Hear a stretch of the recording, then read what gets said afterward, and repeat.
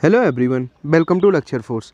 First question है, अणुओं के माध्य मुक्त पथ यानी कि मीन फ्री पाथ उनके डायमीटर के किस पावर के डायरेक्टली प्रोपोर्शनल होता है। ठीक है, तो जो मैक्सवेल के अकॉर्डिंग क्या होता है, माध्य मुक्त पथ बराबर जो होता है वो होता है m/√2 पाई डायमीटर का स्क्वायर और रो। जहाँ पे मैं सभी बता दूँ, ये मॉलिक्यूलर का मास होता है गैस के और ये उसका डेंसिटी होता है ये, ठीक है, रो। और जो डी होता है वो उन अणुओं का मॉलिक्यूलर का व्यास होता है। बेसिकली व्यास में ही रिलेशन बताना है। अगर आपको नहीं पता है तो एक ग्लिम्स बता दूं मैं कि जो माध्य फ्री जो मीन फ्री पाथ होता है वो क्या होता है।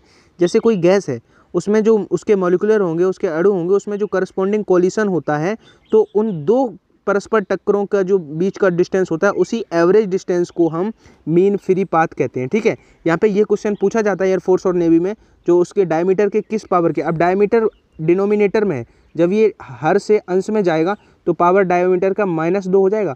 तो बी ऑप्शन हमारा राइट आंसर हो गया। अब आप इसको याद रखना कि जो माध्य मुक्त पथ होता है वो डायमीटर के -2 के डायरेक्टली प्रोपोर्शनल होता है। अगर यहाँ पे व्युत्क्रमानुपाती शब्द होता, किस घात के व्यास के किस घात के व्युत्क्रमानुपाती, क्वेश्चन को केयरफुली पढ़ना है।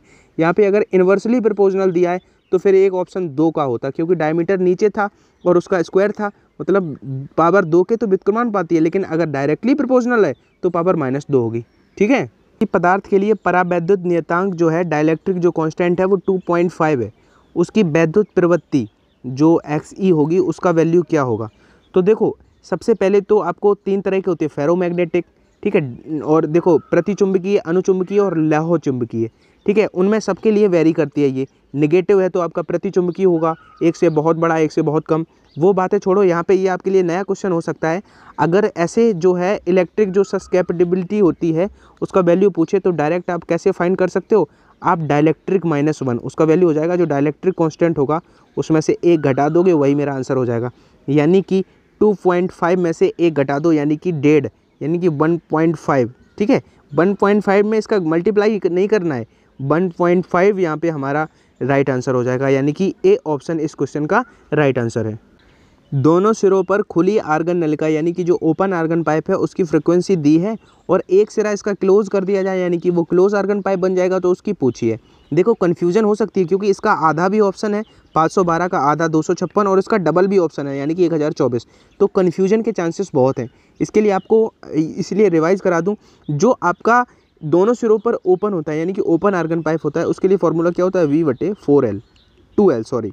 और जो आपका क्लोज आर्गन पाइप होता है यानी कि एक उसका जो सिरा है वो क्लोज होता है, तो उसके लिए फ्रिक्वेंसी का फॉर्मूला होता है V/4L। अब इन दोनों को आप एक झलक से देखो, अगर आप इस वाले में 2 से भाग कर दो तो ये मिल जाएगा। यानी कि अगर आप खुले आर्गन पाइप में 2 से गुणा कर दो तो हमें ओपन आर्गन पाइप मिल रहा है, या ओपन आर्गन पाइप में अगर हम 2 से गुणा कर दें तो फिर इसका मिल जाएगा। आप दोनों देखो, आप देखो अगर इसका कितना है, 512 है, 512 है, इसमें हम 2 से डिवाइड कर देंगे तो फिर हमारा आंसर आ जाएगा। क्यों? क्योंकि V/2L होता है किसका, खुले का, और खुले में 2 से डिवाइड करेंगे तो इसमें 2 से गुणा होके यही तो मिल जाएगा, और इसी का हमें फाइंड करना है। तो इसमें सिंपली 2 से गुणा नहीं करना था, 2 से भाग करना था, तो 256 आ जाता।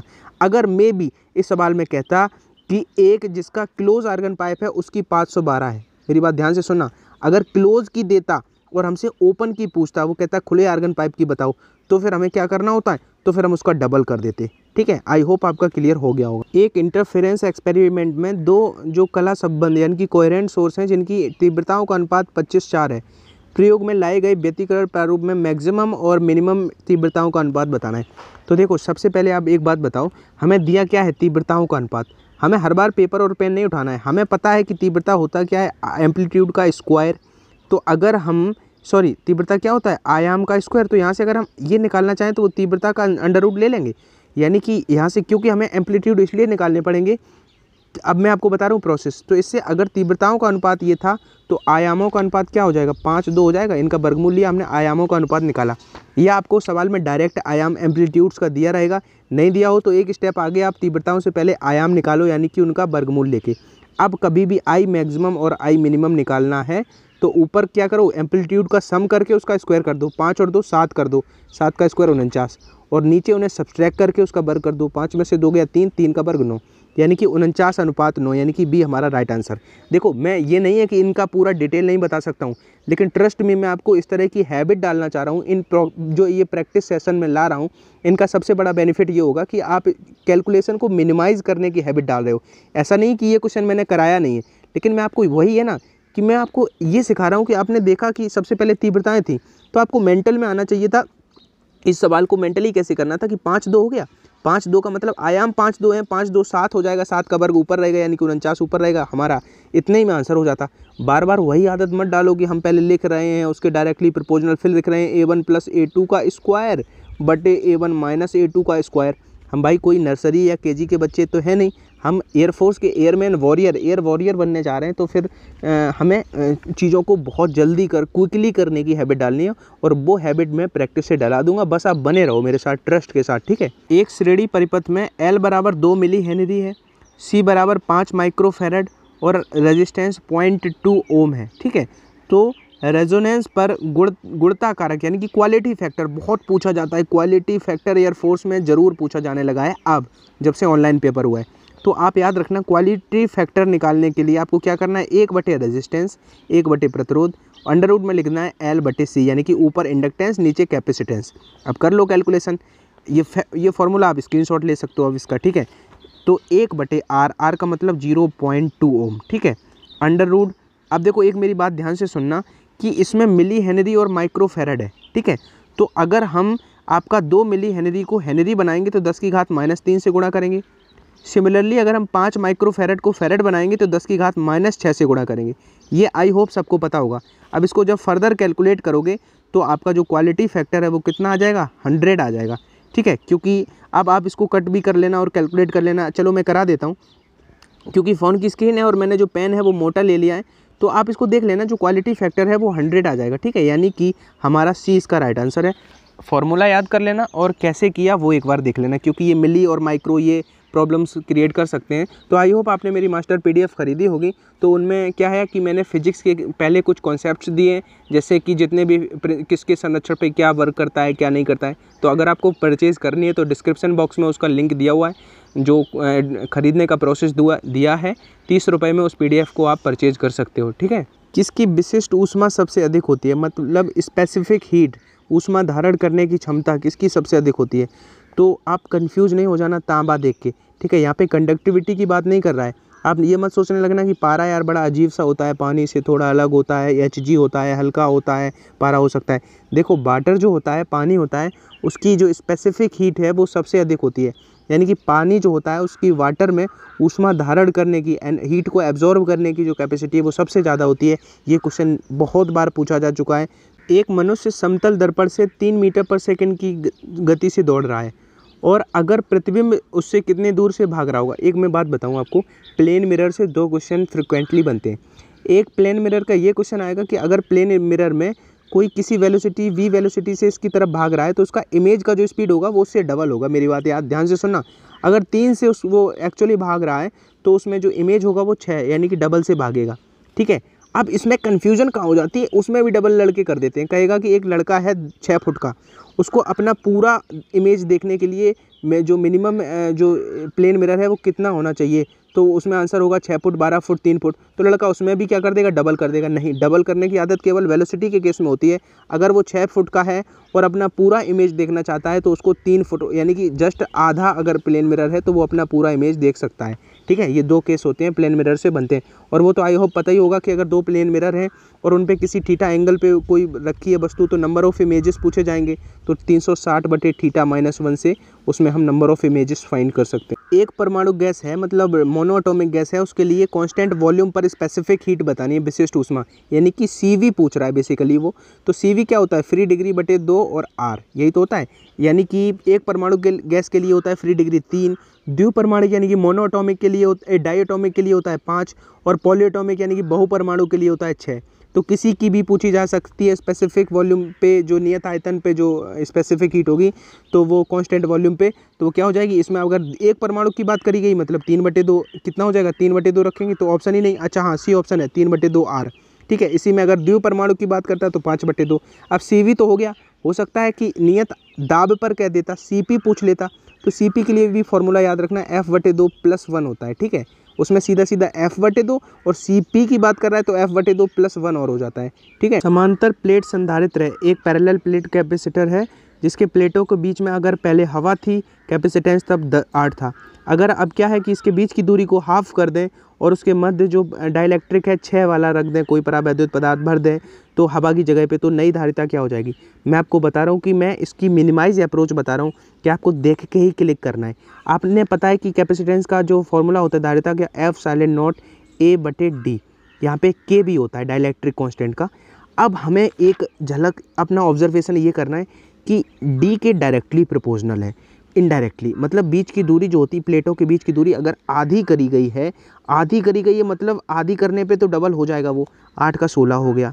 मतलब ये माइंड में हो रहा है, पूरा गेम माइंड में चल रहा है, 16 हो गया। अब K था हवा के लिए 1 है, जब 6 वाला भरा जाएगा मतलब उसका 6 गुना हो जाएगा, 96 क्लिक किया आगे बढ़ गए। हमें आदत, मैं आपको यही एक, ऐसा नहीं है बिल्कुल भी ये मत सोचना कि मैं इन चीज़ों को करा नहीं सकता हूँ। जिस दिन मैं वाइट बोर्ड पे आ गया, जिस दिन मैं डिजिटल बोर्ड पे आ गया बाई गॉड्स ग्रेस, उस दिन मैं बता रहा हूँ कि मैं इस लेवल की फिजिक्स पढ़ा दूंगा, ट्रस्ट में। अगर जिनका सिलेक्शन जो ओवर एज होने वाले हैं उनको तो इस बार पता चल जाएगा कि वो चले जाएंगे, कोई ना, लेकिन बट जिनका फर्स्ट चांस है और अनफॉर्चुनेटली नहीं होता है, तो नेक्स्ट सेशन से मैं इस तरह से आ जाऊंगा, फिजिक्स को इस तरह से पढ़ाऊंगा चैप्टर वाइज। मैं ये प्रैक्टिस सेशन करा रहा हूँ, इसका मतलब ये नहीं है कि मैं चैप्टर वाइज पढ़ा नहीं सकता हूँ। मैं जो चैप्टर, एक बार गारंटी से बोल रहा हूँ, जो चैप्टर मैं डिजिटल बोर्ड पे पढ़ा दूंगा, इस लेवल की बातें आपको इस MCQ बना के पूरा जिसमें जैसी नीड होगी इस तरह से समझा दूंगा कि फिजिक्स में गारंटी से बोल रहा हूँ मैं। अब की बार देखो, बस मैं, दुनिया यार सुनना पसंद नहीं करती है, देखना पसंद करती है, तो मैं कह के नहीं, अब की बार नेक्स्ट बार करके दिखाऊंगा। बस अभी क्या है कि आप कोऑपरेट करो, बस हमें क्या करना था, इसमें पूरा लिखना नहीं है कि C1/C2 बराबर वो पूरा लिख रहे हैं, नहीं, ऑब्जर्व करो चीज़ों को, है ना।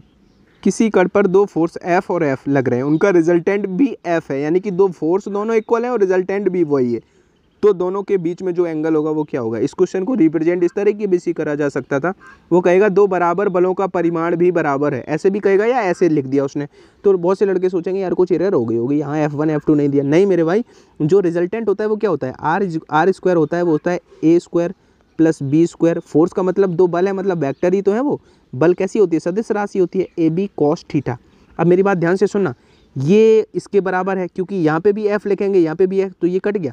अब ये भी A है और ये A और A भी है, क्योंकि इक्वल हैं तो ये स्क्वायर बना देंगे, तो ये A इधर आके माइनस का A² हो जाएगा, और ये A² का डिवाइड करेंगे A² तो माइनस का 1 बचेगा, और ये 2 इधर डिवाइड लग जाएगा तो माइनस का 1/2 बराबर cos θ, और cos 120 का मान होता है माइनस का 1/2, यानी कि B हमारा राइट आंसर है।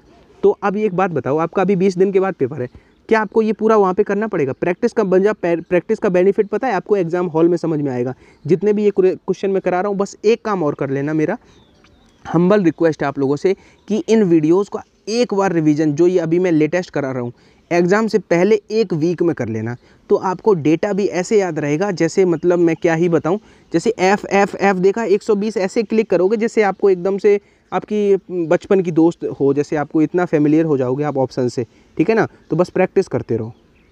नेक्स्ट क्वेश्चन है, क्या कह रहा है कि बल का CGS मात्रक। अब यहाँ पे ये कोई रॉकेट साइंस नहीं है, मैंने क्वेश्चन क्यों लिया, क्योंकि सब जानते हैं कि फोर्स का न्यूटन होता है और CGS डायन होता है, लेकिन हमें यहाँ पे ये बताना था, जो कि अभी पूछने लग गए हैं कि 1 न्यूटन में कितने डायन होते हैं, 10⁵ डायन होते हैं। ये कुछ को ही पता होगा, ये तो सबको पता था, ये कुछ को पता था, लेकिन ये भी मुझे सबको बताना है। सिमिलरली कहेगा 1 जूल में 10⁵ अर्ग होते हैं, तो ये कुछ चीज़ें ऐसी होती हैं, यही तो पूरा गेम चेंज करके रख देती हैं। और गाइस, यूनिटी में कितनी पावर होती है, ये आपको जो एयरफोर्स की ऑफिशियल वेबसाइट पे जिस तरह की वो मिस्टेक्स हुई थी, मुझे नहीं पता वो उनका ब्लंडर था या जो, ऐसा तो नहीं होता है, जो सिलेक्शन रिक्रूटमेंट बोर्ड के पर्सन्स होते हैं, वो हो सकता है कि जो प्रिंटिंग, जो वेबसाइट पे चीज़ें डलवाते हैं, उनके बीच में कहीं फॉल्ट हुई हो, व्हाटएवर, बट जो भी था उन्होंने करेक्ट किया, मेरी आवाज़, हमारी आवाज़ उन तक पहुंची, मतलब बस यही बहुत होता है यूनिटी में। मैं बताना ये चाह रहा हूँ, यूनिटी में बहुत पावर होता है, अगर हम यूनाइटेड रहेंगे तो बहुत कुछ अचीव कर सकते हैं। उनको वो हटानी पड़ी, वो लिस्ट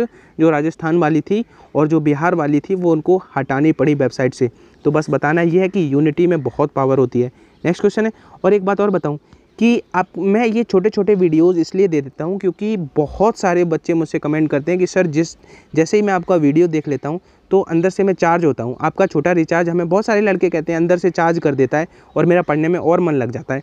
तो कई बार क्या होता है कि मेरा मूड नहीं होता है या तबीयत सही नहीं होती है, फिर भी मैं 10-5 ऐसे ही कहीं से भी क्वेश्चन लेके करा देता हूँ बस। क्यों? क्योंकि आपकी जो कंटिन्यूटी है उसमें ब्रेक ना हो।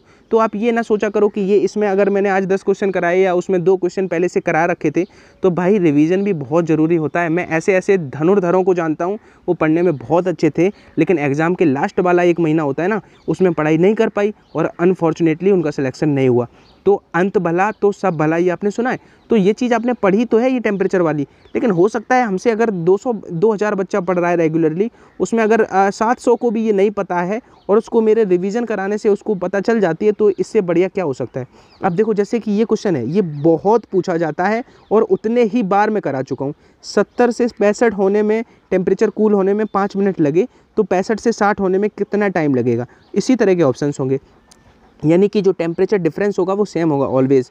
तो अब मैं एक्सपेक्ट ये इतना तो कर सकता हूँ कि अब अगर इतनी बार करा चुका हूँ तो इसका आंसर आप कमेंट सेक्शन में देना, ठीक है। आप लोग जब हमें कमेंट में रिप्लाई करते हो तो हमें बहुत अच्छा लगता है। बाकी ये शाम वाला वीडियो मुझे पता है कि उसमें लेवल क्वेश्चंस का उतना नहीं है, क्योंकि मैंने उतने एफर्ट नहीं लगाए हैं। बाकी कल सुबह का जो वीडियो होगा उसमें आपको मज़ा आ जाने वाला है। बाकी अगर इस वीडियो में कोई गलती हुई हो या आपको कोई क्वेश्चंस पूछने हों इस तरह के, क्योंकि हमारा जो मिरर होता है वो आप लोग ही होते हो सकता है जल्दबाजी में कुछ बता रहा हूँ, कुछ किसी का क्लिक कर रहा हूँ, तो अगर कोई एरर या कोई करेक्शन या कोई एडवाइस हुआ करे तो वो कमेंट सेक्शन में बिल्कुल दिल खोल के कह दिया करो, ठीक है। मैं वेट करता रहता हूँ और इन्हीं चीज़ों से मैं इम्प्रूव करके आगे बढ़ पा रहा हूँ।